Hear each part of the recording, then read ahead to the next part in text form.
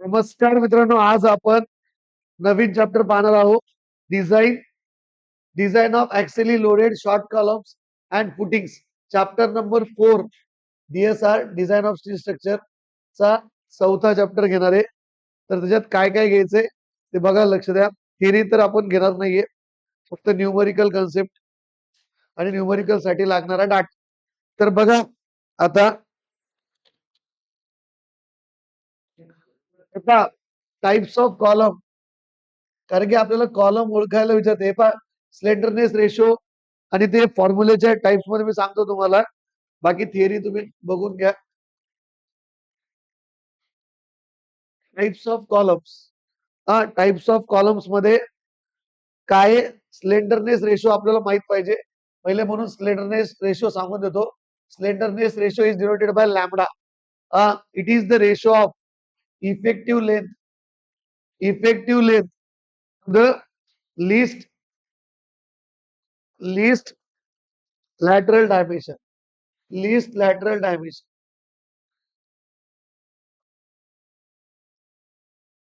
आणि effective length म्हणजे काय असते? जी बेंड झालेली लेंथ असते, बक्कल झालेली, त्याला आपण इफेक्टिव्ह लेंथ म्हणतो. हा, जर दोन्ही एंडी हिंज केलेलं असलं आणि जी इफेक्ट झालेली लेंथ असते तिला काय म्हणतो आपण? Effective length. हा, तर आता बघा, शॉर्ट कॉलम आणि लॉंग कॉलम हे कसं ओळखायचं? हा, याच्याबद्दल आपल्याला प्रॉब्लेम मध्ये येत. इकडे बघा, LEX बाय डी, हा म्हणजेच slenderness ratio for major axis साठी, आणि मायनर ऍक्सिस साठी काय? LEY by D. हा जर रेशो लेस दॅन 12 असेल, हा रेशो LEX बाय डी किंवा LEY बाय डी चा जर रेशो जर 12 पेक्षा कमी असेल, तर लेस दॅन 12 असेल तर काय करायचं? Short column. आणि जर स्क्वेअर कॉलम असेल तर LEX आणि LEY सारखंच असतं. आलं लक्षात? नंतर इथं डी च्या जागी बी लिहा, LEY बाय बी. आता बघा, नंतर लॉंग कॉलम साठी तसंच, LEX बाय डी और LEY बाय बी जर ग्रेटर दॅन 12 असेल, तर त्याला काय म्हणायचं? Long column.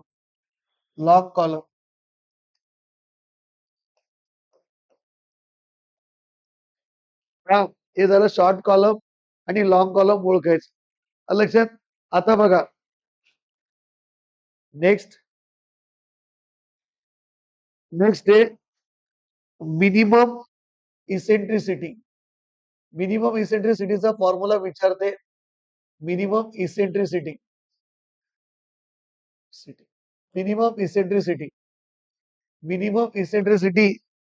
चा फॉर्म्युला विचारते मित्रांनो. E mean LO by 500 plus D by 30. हा, 30. हे काय पाहिजे मित्रांनो? E mean LE by 500 plus D by 30 हे कधी पण 20 पेक्षा जास्त असलं किंवा 20 असलं तर ते आपण घेतो. आलं लक्षात? जर 20 पेक्षा कमी आलं तर मिनिमम 20 घेऊन टाकायचं. काय घेऊन टाकायचं? 20. आलं लक्षात? ई मीन हे 20 पेक्षा, मराठीतच लिहून देतो, 20 पेक्षा जास्त जर आलंय तर तेच घ्यायचे, घेणे. आणि 20 पेक्षा कमी आले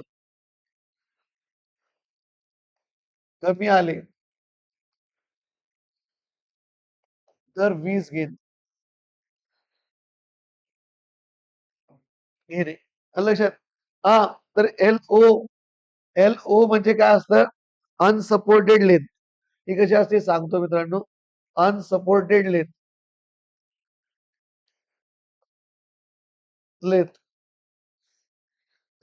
डी माहिती तुम्हाला, डेप्थ,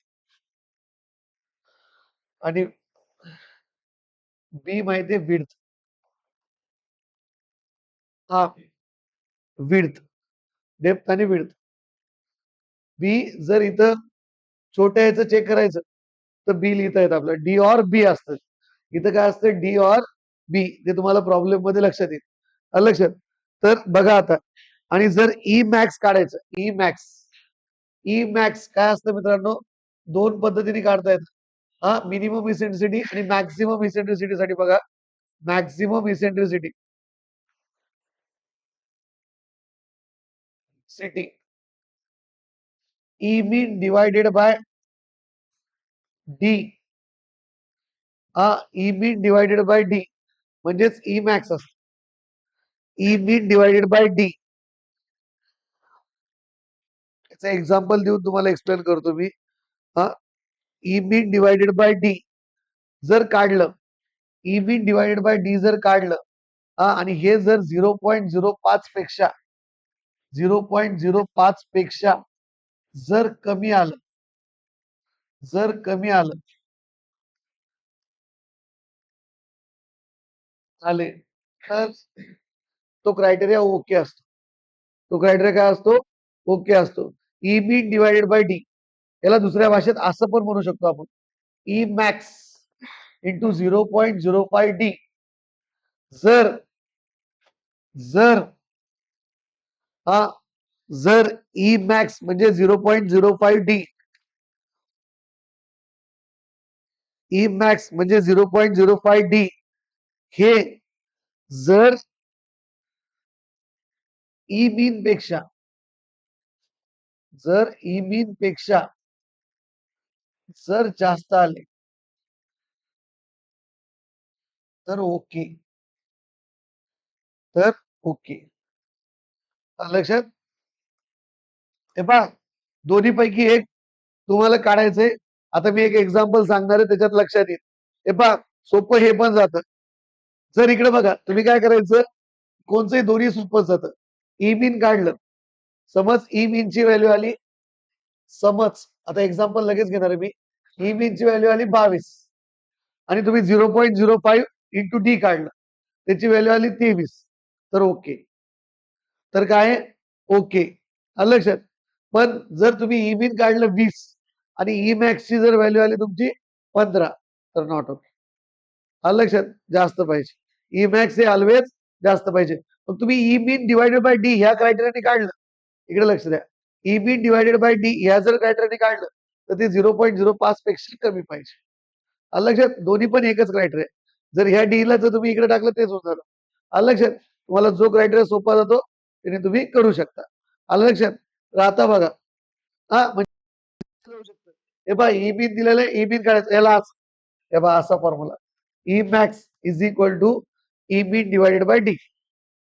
याची व्हॅल्यू किती पाहिजे, 0.05 पेक्षा जर कमी असेल तर हे ओके. आलं, कमी असेल तर ओके. हा जो रेशो आहे हा 0.05 पेक्षा कमी असेल तर ओके. आलं लक्षात? तर आता बघा, आता आपण प्रॉब्लेम मध्ये एक्सप्लेन करू. एक लक्षात, प्रॉब्लेम म्हणजे एक एक्झाम्पल एक्सप्लेन करू. हा तर बघा,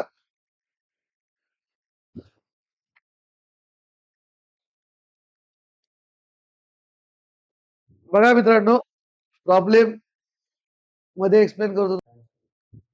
बघा मित्रांनो, while designing an axially column, लक्ष द्या, while designing an axially column, how does accidental eccentricity of the loading and geometry are account for? Explain the approach for a column 600 mm into 450 mm having unsupported length of 3 meter.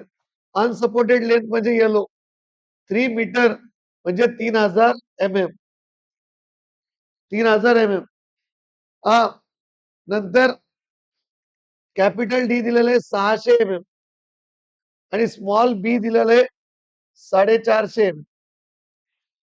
हा काय करायचं मित्रांनो, accidental eccentricity कशी काढते तरी विचार, म्हणजे ही minimum criteria, e mean L O divided by काय, एल ओ डिवायडेड बाय किती येते, 300 ना, L O divided by 500, L O divided by 500 plus D divided by 30.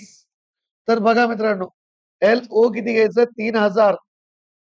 हा, 3000 डिवायडेड बाय 500.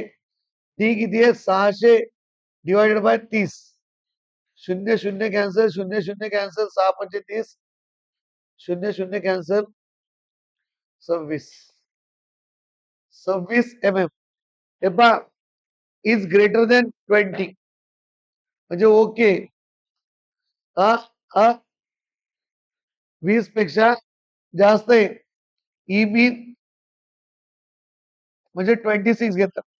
ऍडॅप्टेबल आहे म्हणजे घेऊ शकता तुम्ही. आलं लक्षात? हा हे ओके.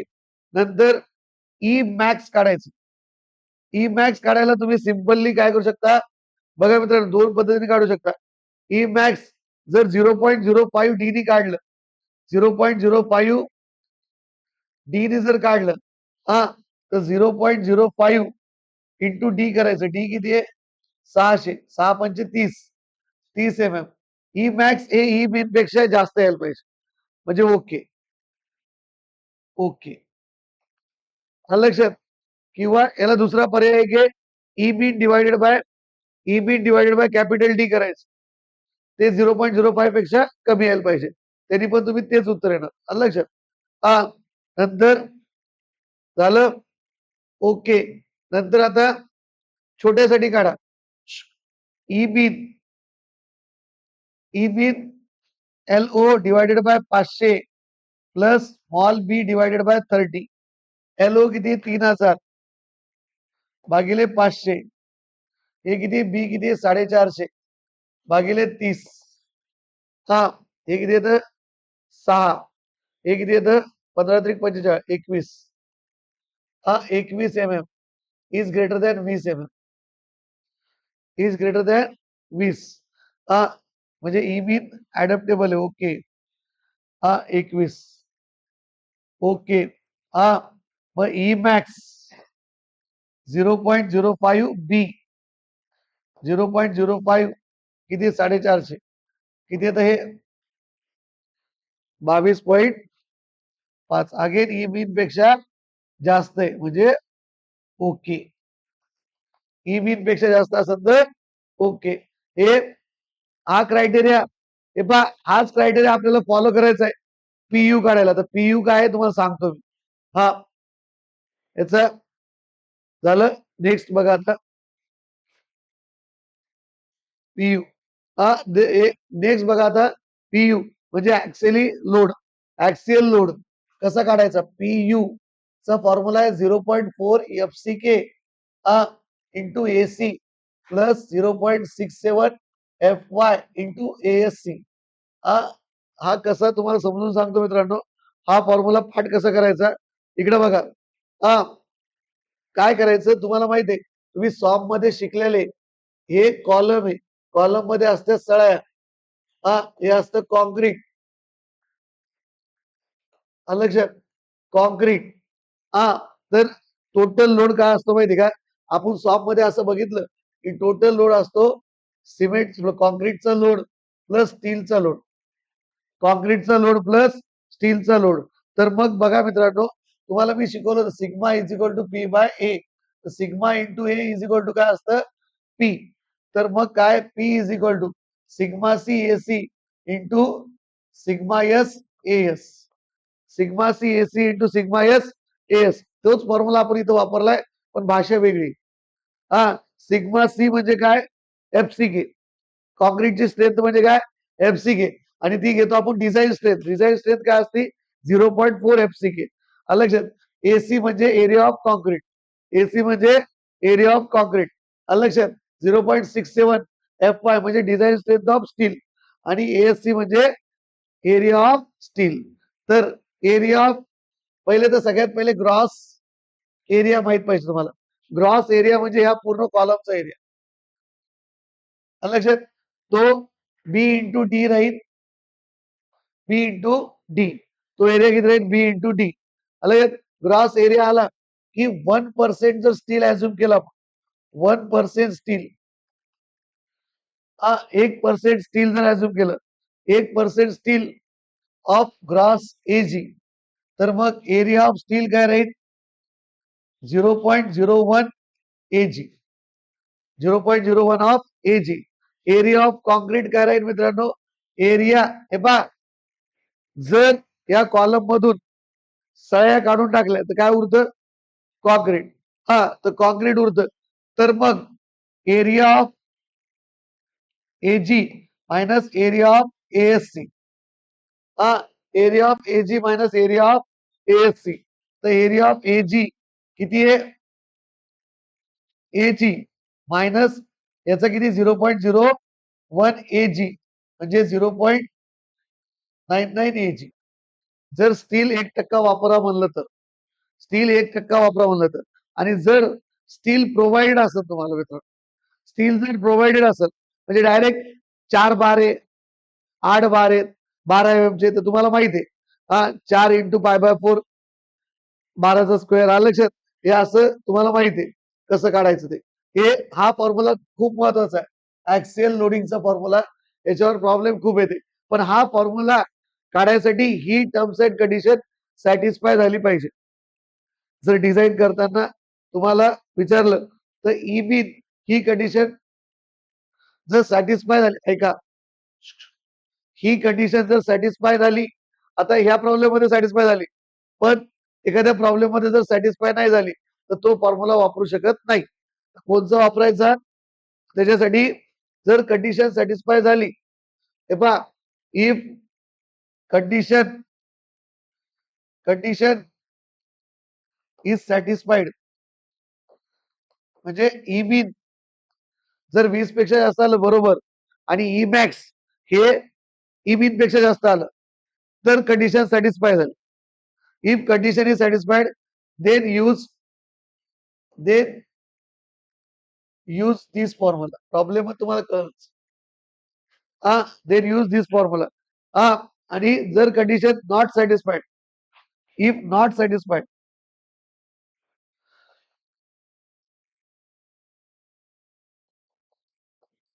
याचं काय करायचं मी तुम्हाला प्रॉब्लेमच सांगेन हा त्याच्यात काय करावं लागतं MU याच्यावरून काढावं लागतं MU mean is equal to E mean into PU E mean into PU लक्षात हा हे झालं ऍक्सियल लोड समजलं ऍक्सियल लोड आणि बघा मित्रांनो तुम्हाला सेफ लोड काढायला प्रॉब्लेम येतो 4 मार्काला हा सेम प्रॉब्लेम असतो सॉम सारखा आले सेफ लोड काढताना आपल्याला फक्त फॅक्टर ऑफ सेफ्टी डिवाइड करायचा हा लोड काढायचा एरिया दिलेले असते आणि फॅक्टर ऑफ सेफ्टीने जर डिवाइड केलं तर हा लोड सेफ लोड म्हणून भेटतो आपल्याला लक्षात प्रॉब्लेम पाहू आपण एक 5 मिनिटांनी लगेच बघा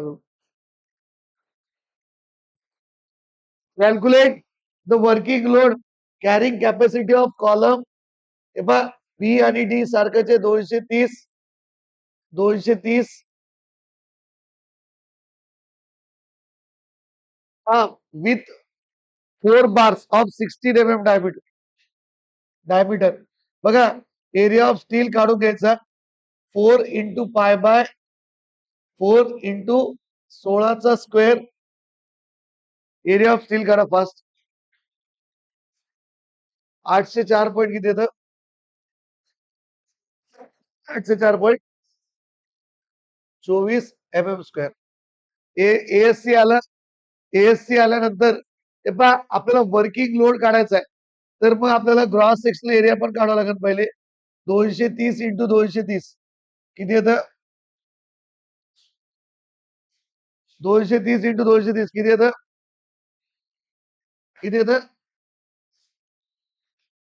52,900 mm square 52,900 mm square area of concrete AG minus ASC हा area of gross section area minus हा करायचं 52,900 मायनस एरिया ऑफ स्टील किती आहे 804.24 ASC किती येतं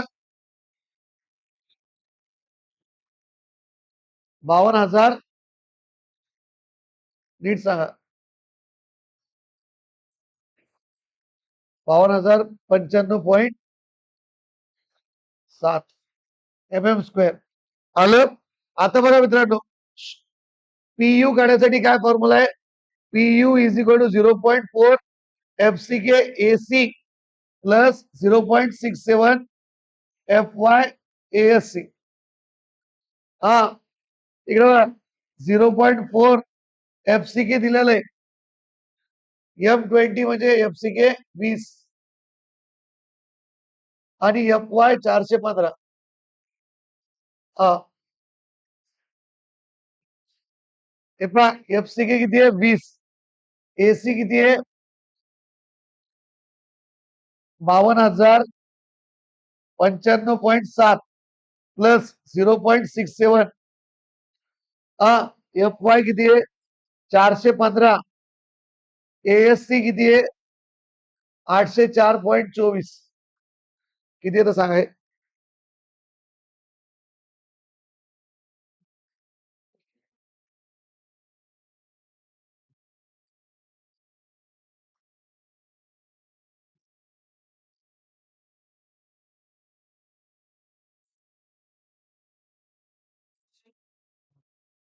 किती आहे तर?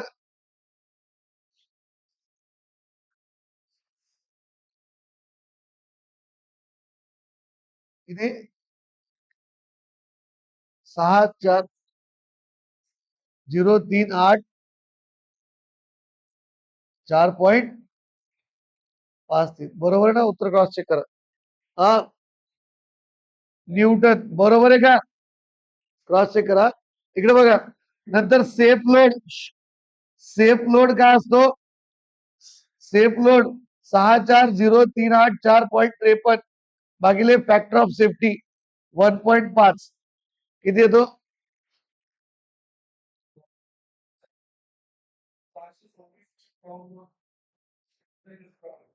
426.92 इंटू 10 पॉवर 3 न्यूटन म्हणजे 426.92 किलो न्यूटन. धन्यवाद. बाकीचं उद्या बघू.